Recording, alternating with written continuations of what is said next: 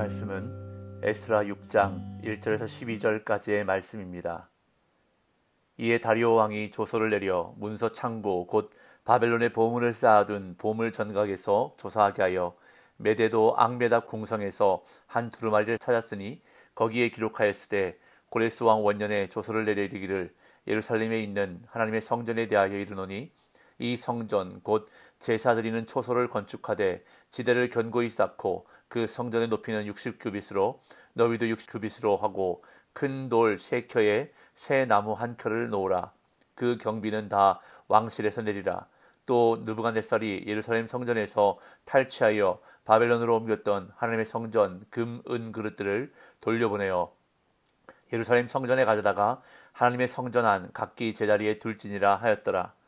이제 유브라데강 건너편 총독 다뜨네와 스달보스네와 너희 동관 유브라데강 건너편 아와삭 사람들은 그곳을 멀리하여 하나님의 성전 공사를 막지 말고 유다 총독과 장로들이 하나님의 이 성전을 제자리에 건축하게 하라. 내가 또 조서를 내려서 하나님의 이 성전을 건축함에 대하여 너희가 유다 사람의 장로들에게 행할 것을 알리노니 왕의 재산 곧 유브라데강 건너편에서 거둔 세금 중에서 그 경비를 이 사람들에게 끊임없이 주어 그들로 멈추지 않게 하라. 또 그들이 필요로 하는 것 곧 하늘의 하나님께 드릴 번제의 수송아지와 숫양과 어린 양과 또 밀과 소금과 포도주와 기름을 예루살렘 제사장의 요구대로 어김없이 날마다 주어 그들이 하늘의 하나님께 향기로운 제물을 드려 왕과 왕자들의 생명을 위하여 기도하게 하라. 내가 또 명령을 내리노니 누구를 막론하고 이 명령을 변조하면 그의 집에서 들보를 빼내고 그를 그 위에 메어 달게 하고 그의 집은 이로 말미암아 거름더미가 되게 하라. 만일 왕들이나 백성이 이 명령을 변조하고 손을 들어 예루살렘 하나님의 성전을 헐진대 그곳에 이름을 두신 하나님이 그들을 멸하시기를 원하노라. 나 다리오가 조서를 내렸노니 신속히 행할지어다 하였더라. 아멘. 이스라엘의 대적들이 거짓 상소를 올려 중단되었던 예루살렘 성전 재건 공사가 약 16년 만에 다시 시작되었던 것을 어제 본문을 통해서 살펴보았습니다. 선지자 학개와 스가랴가 하나님의 말씀을 선포할 때에 총독 스룹바벨과 대제사장 예수아를 중심으로 다시 공사가 시작되었습니다. 그러나 또다시 외부의 세력들이 공사 현장을 찾아오는데 그들은 유브라데강 건너편 총독 다뜨네와 스달보스네 그리고 그들의 동관들이었습니다. 결국 이들은 다리오 왕에게 보고서를 보내면서 고레스 왕이 정말 조서를 내려 예루살렘 성전을 다시 건축하라고 했는지 또한 다리오 왕의 생각은 어떠한지를 질문했습니다.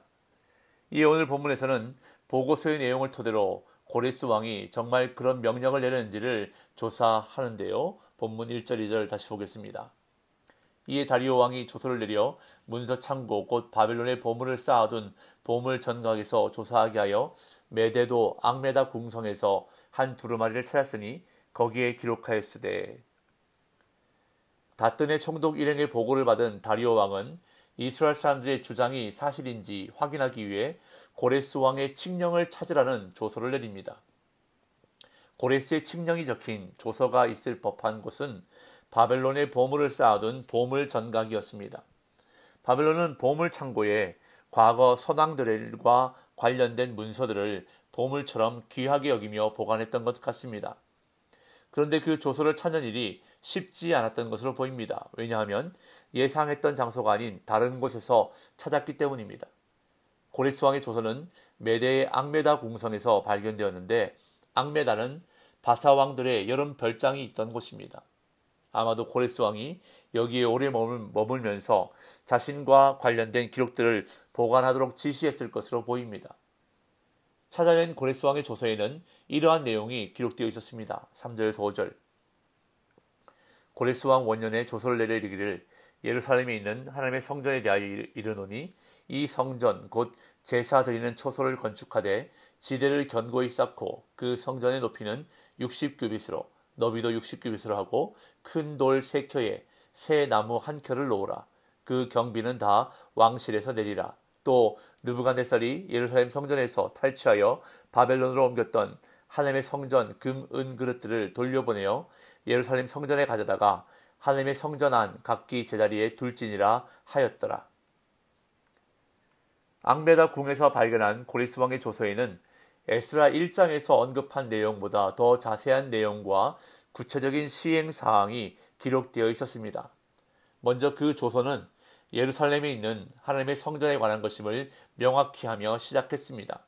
예루살렘에 있는 하나님의 성전에 대하여 이르노니, 그리고는 성전 건축에 관해서 세 가지를 언급하는데 성전 건축 허가와 세부 사항, 그리고 건축 경비의 출처에 관해서 언급합니다. 어제 본문인 5장 13절에 따르면 유다 장로들은 단순히 고레스 왕의 건축 허가에 대해서만 이야기했습니다.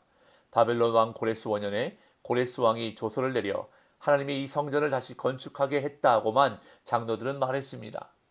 그러나 발견된 조서의 내용은 그보다 훨씬 더 자세한 사항들을 언급하고 있는 것을 보게 됩니다. 먼저 새로 재건될 성전의 크기도 언급되고 있습니다. 이 성전 곧 제사 드리는 초소를 건축하되 지대를 견고히 쌓고 그 성전의 높이는 60규빗으로 너비도 60규빗으로 하고 큰 돌 3켜에 새 나무 1켜를 놓으라. 자, 그런데 높이 60규빗과 너비 60규빗을 보면 원래의 성전보다 더 큰 규모임을 볼 수 있습니다. 열왕기상 6장 2절을 보면 솔로몬이 지은 성전의 규모가 나타나 있는데요. 제가 열왕기상 6장 2절을 읽어보겠습니다.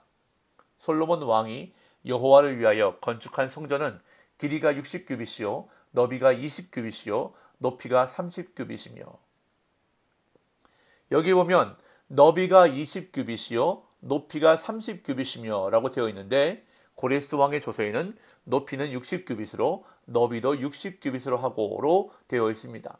성전의 규모가 더 큰 것임을 볼 수 있습니다. 또한 고레스 왕은 큰 돌 3켜에 새 나무 1켜를 놓으라는 지침을 내리는데 이것 역시 솔로몬 성전 양식과 다르지 않다는 것을 볼 수 있습니다. 제가 열왕기상 6장 36절을 읽어보겠습니다. 또 다듬은 돌 3켜와 백향목 두꺼운 판자 1켜로 둘러 안뜰을 만들었더라. 아마도 고레스 왕이 예루살렘 성전의 구조를 잘 알고 있는 사람에게 자문을 받았을 가능성이 있습니다.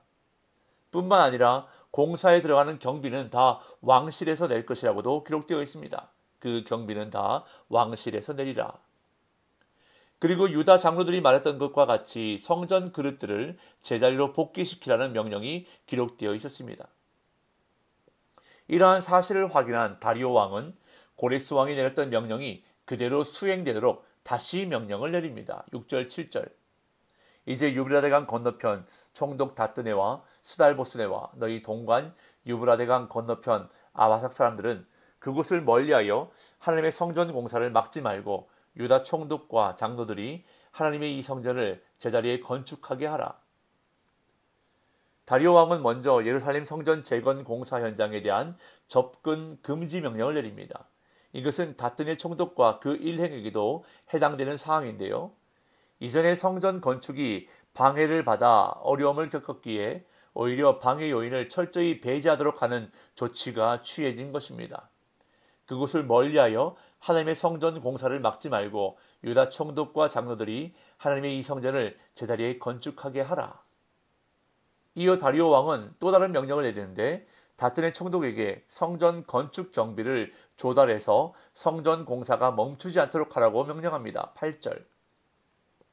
내가 또 조서를 내려서 하나님의 이 성전을 건축함에 대하여 너희가 유다 사람의 장로들에게 행할 것을 알리노니 왕의 재산 곧 유브라데강 건너편에서 거둔 세금 중에서 그 경비를 이 사람들에게 끊임없이 주어 그들로 멈추지 않게 하라.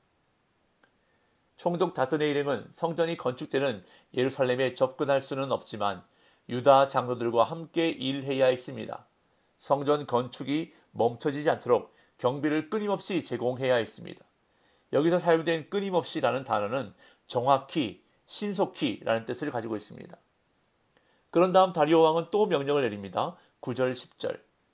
또 그들이 필요로 하는 것, 곧 하늘의 하나님께 드릴 번제의 수송아지와 수량과 어린 양과 또 밀과 소금과 포도주와 기름을 예루살렘 제사장의 요구대로 어김없이 날마다 주어 그들이 하늘의 하나님께 향기로운 제물을 드려 왕과 왕자들의 생명을 위하여 기도하게 하라. 다리오 왕은 건축에 필요한 것들뿐만 아니라 이스라엘 백성들이 제사에 사용할 제물까지 풍성하게 제공하라고 명령합니다. 제사장의 요구대로 어김없이 날마다 주라고 명령하면서 그들이 하늘의 하나님께 향기로운 제물을 드려 왕과 왕자들의 생명을 위하여 기도하게 하라고 명령합니다. 다만 이 명령은 다리오 왕이 하나님께 대한 신앙을 가졌기 때문이라기보다 효율적 통치를 목적으로 이스라엘의 호감을 사기 위한 대중적, 종교적 기교인 듯 보입니다. 그러나 이 모든 일의 배후에는 하나님께서 일하신 것입니다. 그리고 마지막으로 다리오 왕은 앞의 사항들을 변경하지 못하도록 명령합니다. 11절 12절 내가 또 명령을 내리노니 누구를 막론하고 이 명령을 변조하면 그의 집에서 들보를 빼내고 그를 그 위에 메어 달게 하고 그의 집은 이로 말미암아 거름더미가 되게 하라. 만일 왕들이나 백성이 이 명령을 변조하고 손을 들어 예루살렘 하나님의 성전을 헐진대 그곳에 이름을 두신 하나님이 그들을 멸하시기를 원하노라. 나 다리오가 조서를 내렸노니 신속히 행할지어다 하였더라. 다리오 왕은 이 명령을 변조하는 자들에게 내려질 형벌을 언급한 다음 어떤 왕들이나 백성도 그것을 변경할 수 없다고 선언합니다. 그리고 이 모든 명령을 다리오 왕이 내렸다는 것을 다시 한번 확인한 다음 신속히 행하라는 명령까지 내렸습니다. 하나님이 하시는 일은 참으로 놀랍습니다. 하나님은 다리오 왕을 통해 어려운 상황을 극적으로 반전시키셨습니다. 대적들에 의해서 공사가 중단되는 어려움이 없었다면 공사는 계속 진행되었겠지만 공사에 들어가는 비용이나 필요한 것들은 도움받을 수가 없었을 것입니다. 그리고 이스라엘 백성들이 날마다 드리는 제사에 필요한 제물도 자체적으로 충당해야 했을 것입니다. 그런데 하나님은 놀라운 반전을 통해 이 모든 것들을 다 채워주셨습니다. 이것이 바로 하나님의 말씀에 순종한 결과며 은혜입니다.